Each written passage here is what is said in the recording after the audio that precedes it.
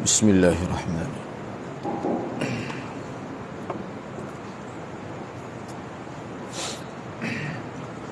Assalamualaikum warahmatullahi wabarakatuh. Alhamdulillahi rabbil alamin. Nahmaduhu wa nasta'inuhu wa nastaghfiruh. Wa na'udzu billahi min shururi anfusina wa min sayyiati a'malina. Rabbi shrah li sadri wa yassir li amri wahlul 'uqdatam min lisani yafqahu qawli. Amma ba'd. Alhamdulillah, bersyukur kerana dapat bersama pada pagi ini. InsyaAllah pada pagi ini saya akan sambung perbincangan hadis yang ke-52 ni pada muka surat 763. Muka surat 763.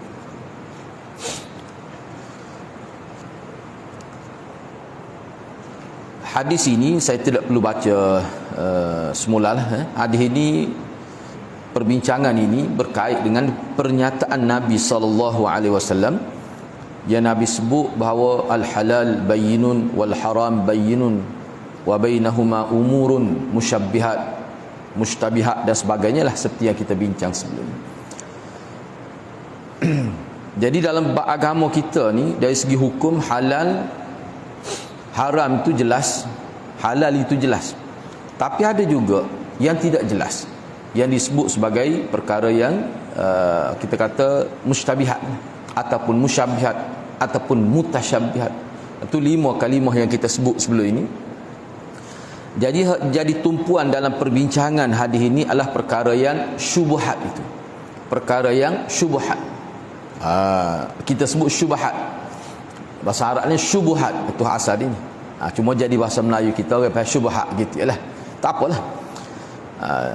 Jadi perbincangan pada pagi ini pada nota 537 muka surat 763. Muka nota 573. Faedah memelihara diri daripada perkara syubhat. Kerana tajuk bab ini adalah berkenaan dengan seseorang yang jaga perkara syubhat ni, itu sudah kira dia jaga kesucian agama. Jadi apa faedah seseorang itu perkara yang tidak jelas pun dia tak buat juga, sehingga dia cari dulu maklumat, dapat pencerahan baru dia buat. Orang lagu ni kedudukan dia lebih tinggi daripada semata-mata jaga hukum halal dan haram sahaja. Jadi faedah memelihara dan menjaga diri daripada perkara syubhat ialah terpeliharanya diri daripada sebarang tuduhan orang yang tidak mengetahui keadaan yang sebenar. Jadi orang yang selain daripada jaga hukum halal dan haram, perkara tak jelas pun dia tak buat juga, orang ni Allah akan jaga dia. Dia selamat daripada fitnah. Mana fitnah yang kemungkinan berlaku itu Allah SWT akan jaga dia. Maknanya orang nak tuduh dia, orang nak sangka buruk kepada dia, nak menimbulkan keraguan orang lain kepada dia, payahlah. Kalau siapa ke peringkat hukum tak jelas pun dia jaga juga, orang panggil syubhat tu. Ini kedudukan tinggi lah.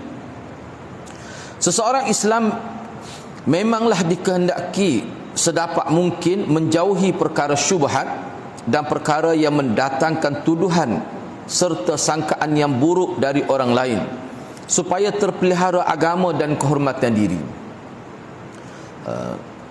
Kalau saya ambil contoh, misalnya kata bab ikhtilat lah. Ini sebagai contoh.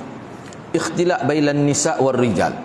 Mana pergaulan antara lelaki dan perempuan. Ini antara perkara yang ulama sangat tekankan. Kena jaga.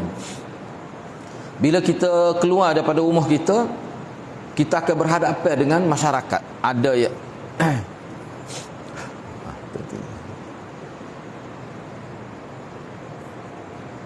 bateri.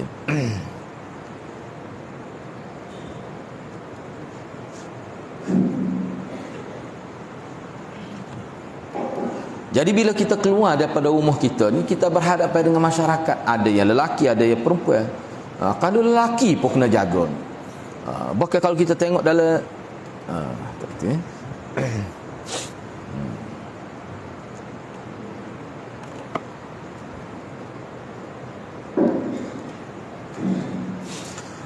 Bahkan kalau kita tengok dalam kitab-kitab lah, kitab fiqh dan sebagainya, kalau hak lelaki pun tak boleh. Tu. Bateri ni.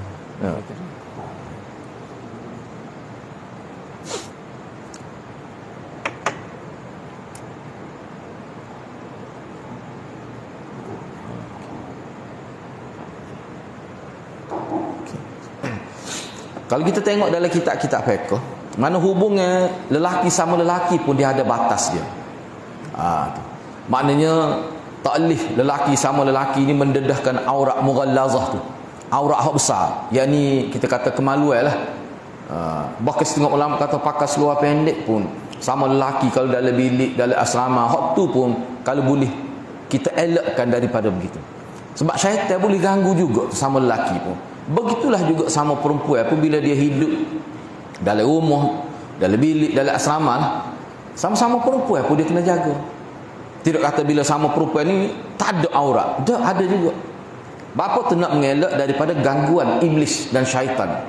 Dia boleh timbul ke ada ke penyakit lesbian, homoseks dan sebagainya. Jadi kena jaga. Apatah lagi hubungan lelaki dan perempuan. Lagilah kena jaga. Jadi kalau kita tak jaga ni, kita mudah terfitnah.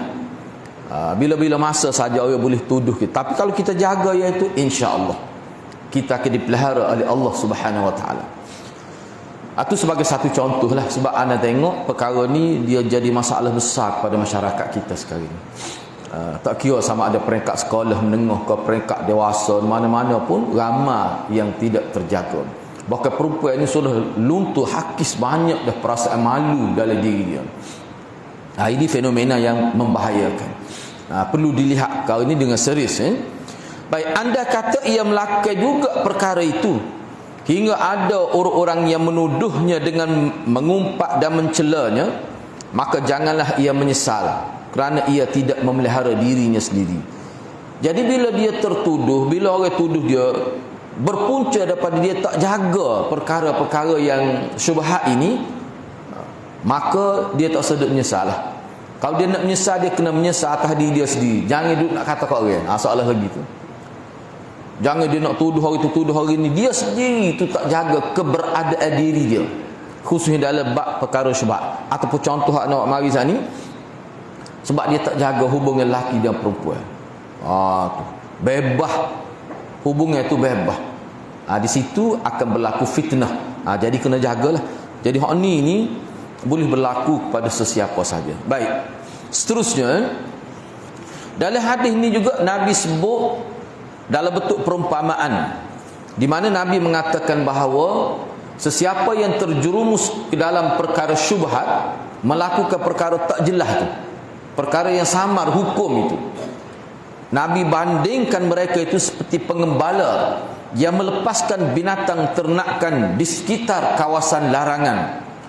Lambat laun binatang ternakan itu akan termasuk ke tempat larangan. Jadi apa maksud ni? Baik, cuba kita tengok nota 538. Kawasan larangan ataupun al-hima tu. Al-huma tu disebut himallah, hak tu bagi bawah tu. Kalau kita tengok tu hak tu bagi bawah. Jadi hima yang dimaksudkan di sini iaitu kawasan larangan. Al-hima tu maksudnya kawasan larangan. Yang dimaksudkan dalam hadis ini ialah padang ragut yang khusus, mana milik seseorang ataupun milik kelompok tertentu, bukan padang ragut yang bebas milik kerajaan, tidak. Mana kawasan ternak ke dia, kalau dulu tempat kita ni tak nampak mana lah. Moga kita duduk kawasan mana ni. Kalau kawasan orang yang terlibat dengan sektor penternakan, kita kata industri jenis kita kata pertanian dan sebagainya, penternakan, bila dia bela binatang tu dalam jumlah yang besar, dia ada kawasan khusus. Orang panggil kawasan tanah ragu, kawasan ragu, kawasan dia tanah rupuk khusus lah. Kadang-kadang kawasan tu rupuk tu ditanam, bukan rupuk hak liar gitu, tidak. Jadi kalau kita nak binatang kita dekat dengan kawasan tu, mana kawasan tu tak berpagar lah. Bila-bila masa saja binatang kita akan tersalah masuk dalam kawasan tu. Itu yang dimaksudkan di sini. Maknanya apa? Jangan pergi dekatlah kawasan tu. Jangan duk ternak binatang kawasan dekat dengan tanah orang tu. Kalau lah ni kat, kalau tempat kita ni kat, orang tanam pokok bunga dah. Orang marah dia, kambing demo tu makan pokok bunga kawan. Tambaklah. Pero molek, dia kata wak pagar. Dia kata ke kawan tu. Dia suka kawan ni wak pagar tu menyakit tu. Tu dosa besar tu kata. Menyakiti jiran, tu hal lain lah. Jadi itu yang disebut al-hima. Himallah maharimuh. Jadi kawasan larangan Allah tu adalah sesuatu yang Allah haramkan. Maknanya kalau kita tengok dalam konteks agama kita ni, bila Allah mengharamkan sesuatu, pendekatan yang Allah guna supaya kita tidak tersalah melakukan haram, jangan menghampiri perkara-perkara yang haram. Bukan sekadar kata jangan buat, jangan pergi dekat pun. Itu perbandingannya yang Allah SWT buat. Sebab itulah kalau kita tengok dalam kitab berkenaan dengan perkara kabair, dosa-dosa besar, dia panggil menjauhi punca tu. Menjauhi punca dosa tu. Biasanya kita ni terlibat dengan mengumpat. Kalau duduk dengan orang ni suka mengumpat juga. Kalau boleh cuba elakkan, cuba jarakkan pergaulan tu. Tak usah duduk buat lama dengan dia, tobik belaka kecek sekadar assalamualaikum, sihat ke, apakah gila, gitu sudah. Ni kalau duduk, sebab kalau terbukti kita mengumpat ni kerana dia, sebab dia ni kuat dah mengumpat. Siapa tu ngumpat kaki, orang panggil kaki mengumpat, bukan mulut itu. Kalau siapa tahap tu hadirat, cuba jarakkan pergaulan kita dengan dia tu. Tak lihat tu. Tu dia panggil iqla' dalam istilah dia, iqla'. Kena jagalah. Ini yang dimasukkan di sini. Jadi salah satu tugas orang Islam ni hak Nabi nak sampai kepada kita, hak perkara haram tu hak jelas. Cari punca sebab apa berlaku. Kalau hak tak jelas, lagilah. Hak tak jelas pun jangan buat. Kadang-kadang hak tak jelas ni sukar untuk kita tidak menghampiri. Boleh jadi girkak dalam keadaan tak sedar. Boleh jadi. Tapi hukum mana pun jangan buat. Kalau hak jelas ada haram, jangan hampiri pun perkara itu. Itu yang dimaksudkan di sini. Lepas tu jangan dua alasan lah. Kita seorang jadi ngumpat sayang dia. Dah tak tu kesalahan diri sendiri dah. Tu apa duk sayang dia dah. Acak kali dah buat kesalahan, acak kali dah tak semaya dengan sebab gingai, pergi memancing lah. Apalah duk memancingnya, tak ada faedah tu. Orang lain pergi memancing pun maya tepi batas tu. Orang pergi tengok bola pun maya di musalla tu. Kalau dia tak boleh nak jaga tu, jangan pergi. Jangan pergi ke stadium, jangan pergi memancing tu, pakai beli ke kedai. Bini dia kata pergi mancing pun nak goreng ikan beli kedai. Baik, cuba tengok nota 539 itu. Kata Nabi lagi, ketahuilah bahawa setiap pemerintah itu dia ada hukum yang dia larang rakyat dia buat. Mesti dalam setiap hukum dia ada hukum yang bersifat boleh buat, bahkan digalakkan buat, dan ada juga hukum yang disebut sebagai hukum larangan. Hak ni jangan buat, hak ni tak boleh buat. Mesti ada.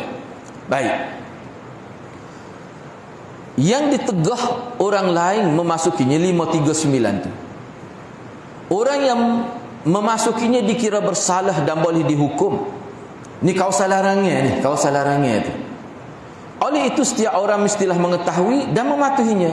Demikianlah kalau seorang raja atau manusia yang lainnya, mereka telah menetapkan sesuatu kawasan larangan dan mereka ada hak lah, sebab itu milik mereka. Maka Allah Subhanahu taala, Tuhan yang Maha Agung dari sekalian yang agung, lebih-lebih lagi lah ada larangan dia. Hak larangan dia tu ada dua lah. Sesuatu yang diharamkan, satu lagi sesuatu yang tidak jelas hukum. Hak tu pun termasuk dalam larangan juga.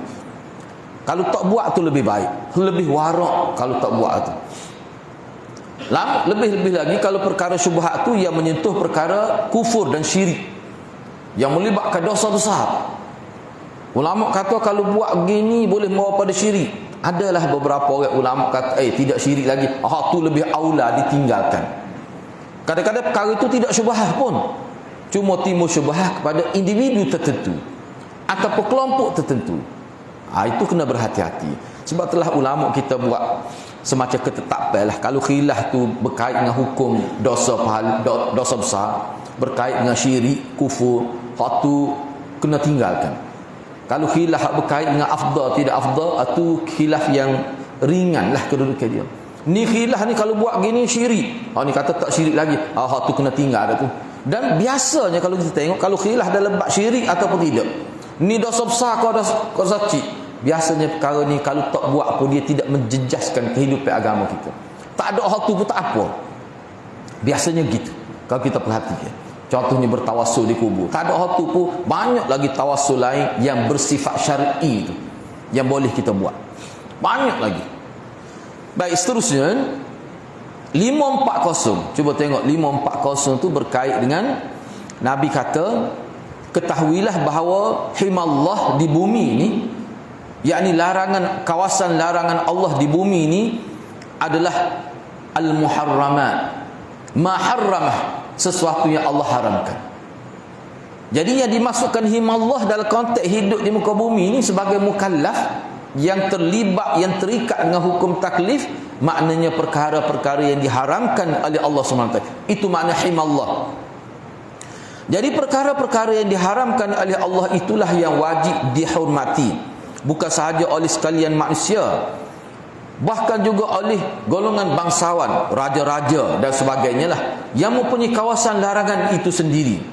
Sebabnya ialah larangan Allah itu umum untuk semua dan meliputi setiap lapisan masyarakat. Jadi kalau melibatkan perkara haram, semua dia kena jaga. Dan yang lebih patut dijaga, hak kita panggil pemimpin, dia lebih patut dijaga. Sebab dalam hadis, kalau pemimpin buat dosa, dia dapat dosa 2 kali ganda. Sebab dia pemimpin. Orang akan beristidlal lah, kata tu pemimpin buat tak apa. Maknanya raja, Perdana Menteri, pemerintah ni, dia yang wajib, lebih besar kewajipan jaga hukum halal dan haram. Kalau dia buat, tiba-tiba sebut penjaga agama, tu tak kena lah tu. Tak kena. Al-Haris ni apa maksud? Al-Haris li hadzal din. Haris ni kalau dalam konteks bahasa Arab dan juga pemakaian, sebab dalam hadis-hadis disebut tu, Al-Haris tu, kalimah tu disebut. Al-Haris ni maknanya orang yang siapa jaga, siapa tak tidur. Jaganya hukum agama tu siapa tak tidur. Sebab tu nak guna kalimah haris pada orang tertentu ni kena berhati-hati. Kena berhati-hati, tak boleh. Jangan pula kita duk bermunafik dalam khutbah tu, tak boleh. Jangan gitu. Jangan gitu. Takut jadi boleh dosa pula baca khutbah tu. Mana kita nak guna kalimah tu kena tengok, sebab kalimah al-haris ni diguna pakai dalam Quran dan hadis. Al-haris ni takrif dia orang siapa tak tidur dah, duk jaga agama. Ya, kok gitu. Tu benda tu kena berhati-hati. Sebab tu bagaimana biar pada-pada lah kalau kita nak letak kalimah tu, biar pada-pada. Takut jadi ada sifat nifak pula kita ni. Biar tahulah, kena berhati-hati. Kawasan larangan Allah ialah segala macam maksiat yang ditegah kita melakukannya, sama ada yang berkaitan dengan nyawa atau jiwa maupun yang berkaitan dengan kehormatan harta benda dan lain-lain, seperti pembunuhan, perzinaan, pencurian, meminum minuman yang memabukkan, pendustaan, tuduhan, acuman, penghinaan, pencabulan kehormatan, mengambil, menguasai dan memakan harta benda orang lain dengan cara yang tidak sah menurut hukum Islam, dan banyak lagi lah. Kita kata perbuatan haram yang dinyatakan secara terang melalui nas Quran ataupun hadis. Ni termasuk himallah, kena jagalah. Sebab itulah semolek-moleknya kita guna istilah, istilah dia panggil pelanggaran hukum. Walaupun dalam Quran sebut dia panggil, orang panggil apa ni,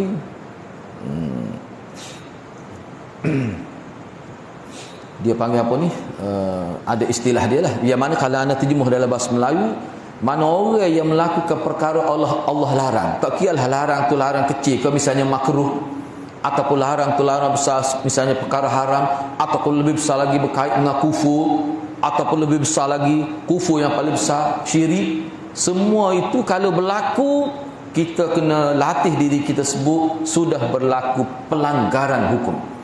Kita sebut pelanggaran hukum tu bagi orang Melayu dia lebih besar. Walaupun nampak perkara itu makruh, tapi sudah berlaku pelanggaran hukum, pelanggaran yang kecil, aksiden kecil lah kita kata tak. Tidaklah kata besar, tapi sudah dikira pelanggaran. Orang Islam ni dia tak suka langgar Allah ni. Kita guna gitu untuk tamarrun, untuk kita latih diri kita supaya kita ni ada ketakutan dalam bab melanggar hukum Allah, walaupun dianya hukum kecil yang kita langgar itu. Itu dalam kitab-kitab khususnya ulama-ulama tazkiyatun nafs, misalnya dalam kitab Minhajul Qasidin Ibnu Qudamah, dia guna istilah mana untuk kita tazkirah diri kita, walaupun perkara makruh yang kita buat, kita tanam dalam kepala kita sudah berlaku pelanggaran hukum, supaya kita ni rasa takut melanggar hukum Tuhan ni. Dia satu perkara yang dituntut dalam agama.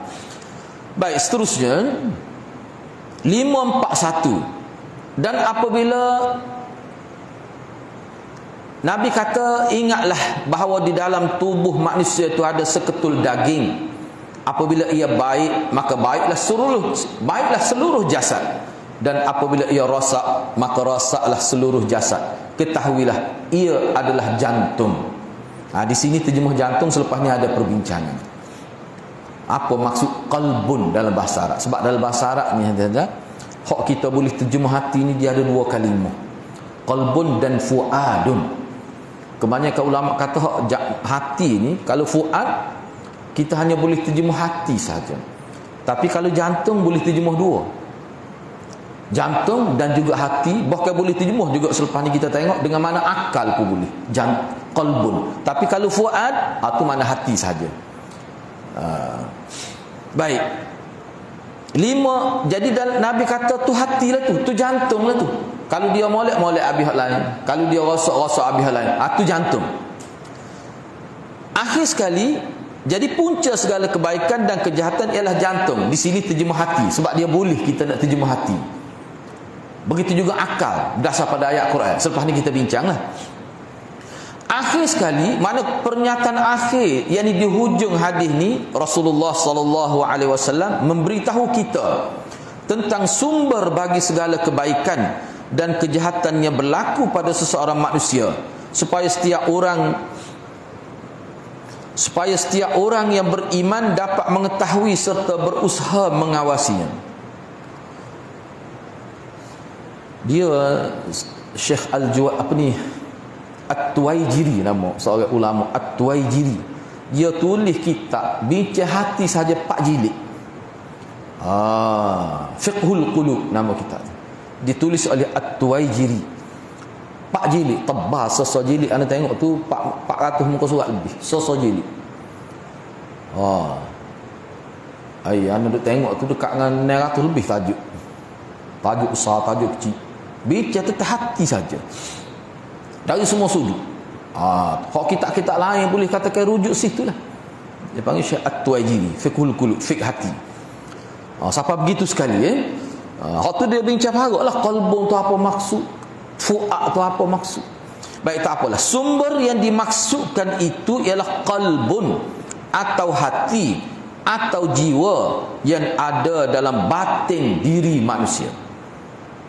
Ia sangat sukar dikawal. Hati ni sukar nak kawal. Kerana apa? Kerana keadaan semula jadi yang Allah buat tu, dia mudah, dia selalu berubah-ubah. Bahkan qalbun tu maknanya, qalbun tu kalau itu makna qalbun tu makna berbalik bolak makna dia. Qalbun tu sendiri segi bahasa Arab asalnya makna kaki gini, ada ketika gini, itu makna qalbun asal. Supaya kita balik kita lah, kita belik ni iqlib dia panggil. Kita kata contoh, kita kata kepada pelajar kita, kita kata ya tullab, kita kata contoh iqlib as-safah al-akhir, balik muka surat lain pula. Dia punya iqlib tu mana belik, dia ada makna belik tu. Gini lepas tu lepak pun ni pula. Tu sebab tu manusia kuat lipat. Sebab apa tu? Sebab hati dia memang gitu. Jadi ia sangat sukar dikawal kerana keadaannya selalu berubah-ubah. Ialah merupakan punca, ialah yakni hati itulah yang menjadi punca bagi segala gerak-geri dan amal perbuatan manusia. Hati itulah daripadanya timbul yang baik dan juga yang buruk. Hati yang baik ialah yang sentiasa ingat kepada Allah, mematuhi perintah Allah, menjauhi larangan Allah, menghindari perkara-perkara yang tidak jelas hukum kerana takut terjatuh dalam himallah, perkara yang Allah haram. Dengan demikian, manakala baik hati itu, maka baiklah seluruh badan. Terhentilah anggota dari berbuat sesuatu yang ditegah oleh Allah. Dan hati yang rosak pula ialah hati yang telah dipengaruhi dan dikuasai sepenuhnya oleh hawa nafsu dan keinginan yang jahat, hingga tidak diendahkan lagi segala perintah, segala yang diharam atau yang syubhat itu. Mana kalau rosak tu hadirat, punahlah hidup manusia itu. Punah hidup manusia. Baginya yang baik ialah apa yang disukai hawa nafsu, walaupun dengan melanggar perintah Allah. Yang baik ialah yang penuh dengan kelazatan, kesukaan dan kesenangan. Itu sifat hati. Nabi kata innan nafs la ammaratun bisu, itulah. Ni jiwa manusia, hati manusia ni dia lebih cenderung ke arah perkara yang tidak baik. Jadi kena jaga molek ni. Kalau tak kawal dengan wahyu, tak kawal dengan hukum agama, hati kita ni dia boleh jadi syaitaniyat, ulama kata. Boleh jadi perangai syaitan. Tapi hati kita ni kalau kita jaga, dia boleh jadi malakiyat, dia boleh jadi perangai malaikat, dia boleh pergi dua-dua tu. Tu bahaya manusia tu. Baik, dengan demikian rosaklah pula sekalian badan dan anggota, kerana menurut kehendak hati yang rosak dengan melakukan segala larangan yang menyebabkan bencana bagi diri, akal, kehormatan dan harta benda. Akhir sekali modal manusia tu, modal akal, modal diri, modal habis rosak semua. Harta pun habis rosak. Asalnya hak mula-mula rosaknya hati tu. Sebab situlah hakikatnya. Sebab tu dalam kitab-kitab Tazkiyatun Nafs dia sebut hati manusia tu apa ni Malik. Hati manusia disebut sebagai Malik, raja. Rosak dia rosak habis lain. Sebab tu raja ni dia kena betul. Raja ni dia kena betul. Kalau tak betul tu nunginya habis. Sebab dia tu kalau sebab dikatakan sebagai hati itu adalah raja. Ayatnya kalau rosak tu rosak habis lain. Bahaya kalau hati rosak, kalau raja rosak. Lepas tu nak baik ke mana tubuh, nak baik lagu mana masyarakat. Pala pengak, pala tu tak pakar. Itu yang dimaksudkan di sini. Pendek kata, hati itu adalah raja bagi sekalian anggota manusia. Sekalian anggota mentaatinya, tidak menyalahinya. Kalau ia menjadi raja yang baik, maka sekalian anggota menjadi rakyat yang baik. Sebaliknya kalau ia menjadi raja yang rosak, maka sekalian anggota turut pula menjadi rakyat yang rosak. Kerana itu maka wajiblah tiap-tiap orang memelihara kesucian hatinya. Baik, di sini disebut penilaian ulama kita terhadap hadis ni. Setahu mana kedudukan hadis ni dalam konteks agama kita. Keluasan erti hadis yang ke-52 ini pada pandangan para ulama. Para ulama berpendapat, para ulama bersepakat tentang kepentingan dan keluasan erti hadis ini. Mereka menganggap hadis ini adalah merupakan paksi ajaran Islam. Setengah ulama mengatakan hadis ini mewakili sepertiga agama. Ini antara yang kata gini Imam Syafi'i lah. Bapa gitu tu. Sebab hadis ni dia menyentuh tentang hati. Hati ini adalah satu bahagian, 1/3 daripada perbuatan manusia. Ramah kata gitu, cuma anda sebut Imam Syafi'i. Misalnya Imam Syafi'i ada dia buat kenyataan secara khusus lah. Dia kata al-fi'lu yatakawwanu min thalathah. Perbuatan ni, perbuatan manusia lah. Dia terbahagi pada 3 bentuk. Dia panggil perbuatan hati, perbuatan lidah dan perbuatan anggota selain daripada lidah. Kalau kita panggil mata, telinga, tangan, kaki.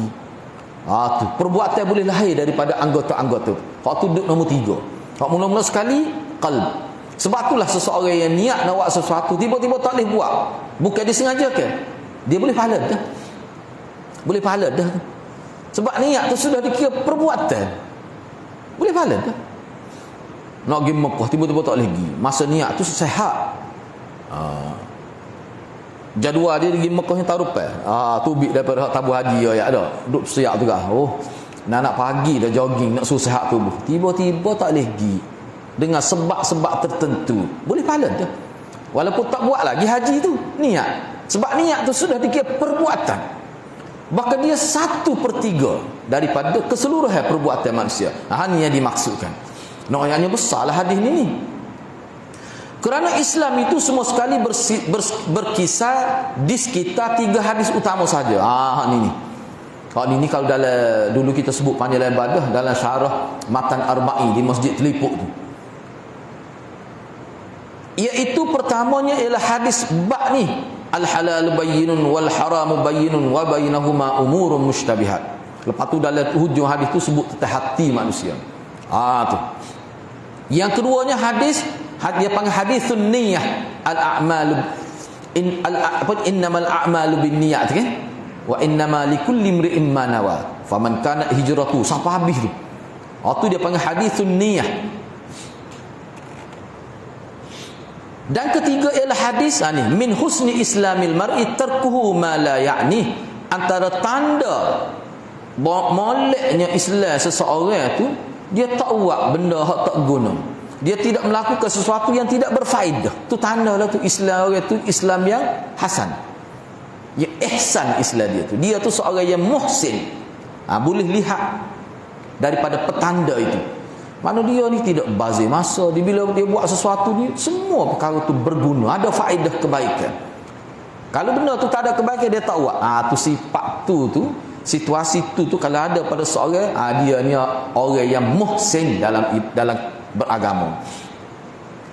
Imam Ahmad dia memasukkan hadis lain pada hadis yang 3. Dia tidak masukkan min husni islamil mar'i, dia tak masuk, tapi dia masuk hadis bid'ah, riwayat Irba' tu bin Sariyah, man ahsana fi amrina hadza ma laysa minhu fawaradu. Dia masuk tu, duduk nombor 3. Ada juga ulama yang menyebutkan di tempat ketiga hadis tu bukan min husni islamil mar'i, tapi dia masuk izhad fid dunya yuhibbakallah. Dia masuk hadis tu, hiduplah dalam keadaan zuhud terhadap dunia. Kalau anak terjemah berdasar pada huraian ulama, hiduplah di dunia dalam keadaan hati tidak terikat dengan dunia. Hak tu secara syarahnya makna begitu. Izhad fid dunya ni, hiduplah di dunia. Kamu boleh cari dunia sebanyak-banyaknya, tapi kamu jangan terikat hati dengan dunia. Mana jangan jadikan dunia itu sebagai tuan kamu. Kalau kamu boleh buat begitu, nescaya kamu dapat mahabbatullah. Kamu akan dapat mahabbatullah, yakni kamu akan dicintai oleh Allah Subhanahu Wa Taala. Hak inilah hadirat. Sebab itulah pencarian harta di dunia ni, kita boleh cari habis masa cari harta, tak apa. Tapi jangan sampai peringkat lalai. Salah satu bentuk lalainya sampai jadi sayang ke harta, sehingga takut nak sedekah. Yang mana Imam Ghazali kata orang sampai takut nak sedekah ni, dia sudah dikira sebagai hubbud dunya, cinta kepada dunia. Jadi bila cinta kepada dunia, hati dia sudah terikat. Jadi takut nak derma, takut nak infak. Kadang-kadang nak makan ke diri sendiri pun kira. Kalau siapa tahap tu juga, makna hina benar sebenarnya itu. Baik. Sebabnya para ulama menganggap hadis bab ini hak kita duk bincang ni, antara yang terpenting, antara yang terpenting ialah kerana melalui hadis ini Nabi sallallahu alaihi wasallam menjelaskan kepada umat Islam tentang apa yang halal, berupa makanan, minuman, pakaian dan lain-lain. Itu maksud dia. Kok jelas-jelas tu lah. Baik. Melaluinya Nabi SAW juga menunjukkan jalan kepada kita untuk mencapai yang halal itu. Di samping berpesan juga kepada umat supaya mereka menjauhi perkara-perkara yang tidak jelas hukum, dengan mengelak daripada terjerumus dalam melakukan perkara yang tidak jelas hukum ataupun perkara syubhat. Sebenarnya umat Islam itu telah menjaga kesucian agama dan maruah dirinya. Jadi orang yang betul-betul bermaruah dalam kehidupan beragama ni bukan sekadar tak buat benda haram, tetapi dia tak buat juga hak tak jelas hukum haram tu. Maknanya cari pencerahan dululah, tanya tokoh-tokoh, baru dia buat. Kalau tak boleh, dia tak buat. Kalau seseorang Muslim tu berada dalam situasi ni, dalam tahap ini, maka dia tu dikira sudah istabra alidini, dia sudah dikira jaga kesucian agama. Baik, sekarang ni kita nak bincang pula ni molek ni. Kita nak bincang pula apa maksud al-qalbu tu dalam bahasa Arab. Tadi terjemah qalbu tu dengan makna jantung. Baik. Nabi SAW bagaimanapun menggunakan perkataan al-qalbu untuk menunjukkan erti hati. Sedangkan erti sebenar al-qalbu di dalam badan manusia itu sebenarnya jantung, bukan hati. Oleh kerana di dalam bahasa Arab perkataan al-qalbu itu dipakai dengan erti, ni dari segi penggunaan bahasa Arab, qalbu itu dengan erti akal. Boleh juga, dia ada beberapa makna lah. Maka seringkali dalam bahasa Melayu dia diterjemah dengan erti hati, sebagai hati, dengan erti akal. Al-Farra sebagai contohnya telah menafsirkan perkataan qalbun yang terdapat dalam firman Allah di bawah ini dengan makna akal. Ini surah Qaf ayat 37. Inna fi dzalika ladzikra liman kana lahu qalbun aw alqa as-sam'a wa huwa syahid. Sesungguhnya pada keterangan-keterangan dan peristiwa-peristiwa yang tersebut itu tidak syak lagi mengandungi pengajaran bagi sesiapa yang mempunyai akal atau yang menggunakan pendengarannya dengan betul sedang dia menyaksikan kebenaran itu. Ayat ni kalau kita tengok dalam tafsir, dia menjurus kepada, dia panggil ayat ni ayat takhwif. Takhwif ni makna ayat ini menakutkan orang musyrikin yang mendustai ajaran Nabi. Syekh Sa'di kata hak ni lebih tepat. Ayat ni Allah sebut pada orang kafir yang mendustakan ajaran Nabi. Seolah-olah daripada ayat ni Nabi sebut, Allah sebut dalam firman ni, orang yang tahu kebenaran tiba-tiba mereka menolak kebenaran, bahkan mendustakan kebenaran. Orang yang tidak menggunakan hati, mana orang tak ada otak, tak ada akal, ada telinga pun tak guna, telinga dia tak guna tu fungsi yang sebenar. Tu maksudnya. Maknanya manusia yang tidak guna akal ni apa maksudnya? Mana tak ada faedah. Seolah-olah kita boleh kata gini lah, orang yang tak guna akal ni serupa binatang, serupa tak ada akal, dah ada pun tak guna. Itu, ini kata-kata takbih untuk mentakhwif, untuk menakutkan mereka. Itu. Jadi tak apalah hak kita nak di sininya qalbun itu dipakai dengan mana al-aqlu, akal. Qalbun di sini.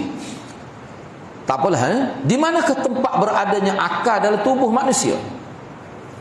Imam Battal, Ibnu Battal dia beristilah dengan hadis yang kita bincang ni, hadis 52 ni, tentang tempat beradanya akal di dalam tubuh manusia. Jadi bagi Ibnu Battal, dia kata kalau kita lihat hadis ni, sebenarnya jantung itu adalah tempat beradanya akal manusia.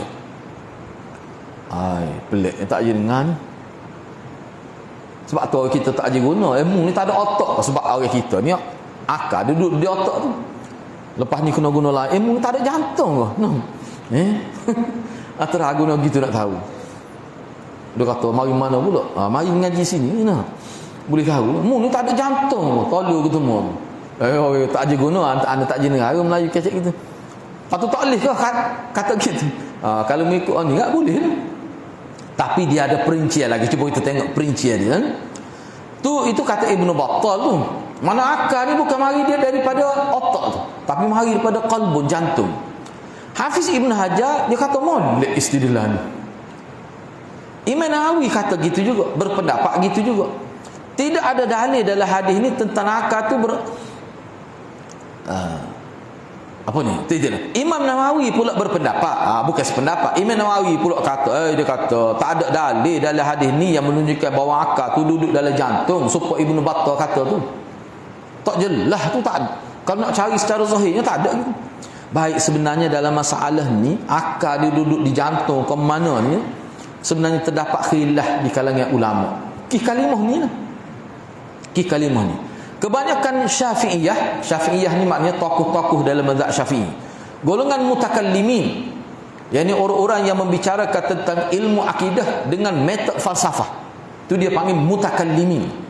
Dan juga ahli falsafah, mereka berpendapat akal berada dalam jantung. Setengah-setengah tokoh dalam kebanyakan tokoh dalam mazhab Syafi'i, ahli ilmu kalam, mutakallim itu ahli ilmu kalam, dan juga ahli filosof, ahli falsafah, mereka kata akal berada dalam jantung manusia. Sementara Imam Abu Hanifah, Imam Malik dan kebanyakan doktor pula berpendapat dia berada dalam otak manusia, dalam otak manusia. Zahir nas Al-Quran dan hadis yang ke-52 ini menyokong pendapat pertama yang kata akal duduk dalam jantung. Jadi nas Quran dan hadis 52 ni kita bincang ni sebenarnya lebih menyokong pendapat pertama tu. Kau kata akal duduk dalam jantung, bukan dalam otak manusia. Sebagai contoh, ini dikemukakan beberapa contoh ayat Quran yang menyebutkan bahawa akal manusia itu dia berada dalam jantung. Ulama kita ni dia nak buat pendapat ni bukan main-main.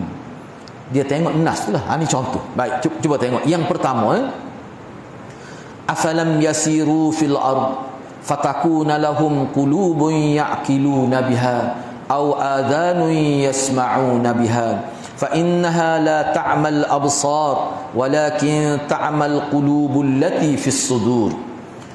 Oleh itu, bukankah ada baiknya mereka mengembara di muka bumi supaya dapat melihat kesan-kesan yang tersebut? Mereka menjadi orang-orang yang ada jantung, yakni hati, yang dengan jantung itu mereka dapat memahami. Dengan jantung itu dapat memahami. Atau ada telinga yang dengan telinga mereka dapat mendengar. Tetapi kalaulah mereka mengembara pun tidak juga berguna, kerana keadaan yang sebenarnya bukanlah mata kepala yang buta. Pokok ni bukan buta mata ni, tetapi yang buta sebenarnya ialah buta al-qulub, ta'mal qulub, buta jantung. Kalau nak terjemah asal dia buta jantung. Tapi sini ta'mal qulub mana buta ain basirah dia panggil. Mana buta mata hati yang ada dalam dada. Yang ada dalam dada tu. Disebut qulub. Qulub ni jamak daripada qalbun. Qalbun, qalbani, qulubun. Jadi sini jelas ayat ni nampaknya bahawa qulubun itu maknanya mata hati. Jadi disebut terang tu duduk dalam dada. Fi sudud. Makna hak ni qalbun tu di qalbun tu kalau nak garis pada lahum qulubun yaqiluna biha. Garis bawah tu. Mereka ni ada hati-hati yang mereka berfikir guna hati tu, guna jantung tu. Mereka ada jantung dan mereka guna jantung untuk berfikir. Jadi ayat ni jelas sebut berfikir menggunakan jantung. Tu yang pertama. Yang kedua, inna fi dzalika ladzikra liman kana lahu qalbun aw alqa as-sam'a wa huwa syahid. Sesungguhnya pada keterangan-keterangan dan peristiwa-peristiwa yang tersebut itu tidak syak lagi mengandungi pengajaran bagi sesiapa yang mempunyai jantung atau yang menggunakan pendengarannya sedang dia menyaksikannya. Jadi peringatan-peringatan itu siapa yang boleh dapat ambil pengajaran daripada peristiwa-peristiwa umat terdahulu yang telah diazab kerana mereka telah derhaka pada Allah. Cerita-cerita dalam Quran yang Allah sebut tentang dia panggil dalam istilah dia panggil al-umamul ba'idah tu. Cerita-cerita umat lampau yang Allah musnahkan kerana mereka langgar perintah Allah, tu dia panggil umat tu dia panggil al-umamul ba'idah. Ba'idah ni maknanya masyarakat yang telah pupus di muka dunia. Kalau sebut dalam kitab al-umamul ba'idah tu maknanya masyarakat kaum Nabi Hud, Nabi Saleh, Nabi Nuh dulu-dululah.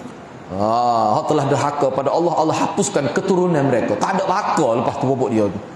Ni dia panggil al-umamul ba'idah. Jadi cerita-cerita tu hak sebut dalam Quran yang dapat mengambil pengajaran dan pendidikan hanyalah orang yang ada qalbun.